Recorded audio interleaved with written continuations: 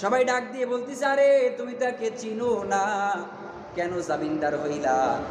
বলে, আরে শোনো শোনো, রসুল একজন কালিমাওয়ালার জন্য কিয়ামতের ময়দানে বাচ্চাওয়ালা মুরগির নাই ছটফট করে দৌড়াদৌড়ি করতে থাকবে। রসুল একবার জাহান্নামের কাছে দৌড় দিবে, আর একবার ওই জান্নাতের দরজায় দৌড় দিবে, আর একবার হাউজে কাউসারে দৌড়ে যাবে।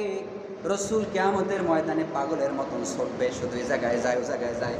কারে ঠেকাবে? সবাই তো ফেরেশতারা গ্রেফতার করে ফেলছে, রসুল এরে ধরে ছাড়াই দেয়, আবার ফেরেশতারা আরেকজনকে ধরে, আরেকজনকে রসুল ছাড়াইয়া দেয়। রসুল জাহান্নামের দরজার সামনে দাঁড়ায় থাকবে একজন কালিমাওয়ালার জন্য, যে একবার জীবনে কালিমা পড়ছে, যে রসুলকে ভালোবাসছে। এমন ব্যক্তির জন্য রসুল কিয়ামতের ময়দানে বাচ্চাওয়ালা মুরগির নাই উড়াল দিয়ে দিয়ে যাইবে। আর আমি একজন কালিমাওয়ালার জন্য আমার জীবনটা যদি দিতে হয়, আমি দিতে প্রস্তুত আছি। আবু যর গিফারি রাজি হয়ে গেছেন, যুবক চলে গেছে বাড়ি।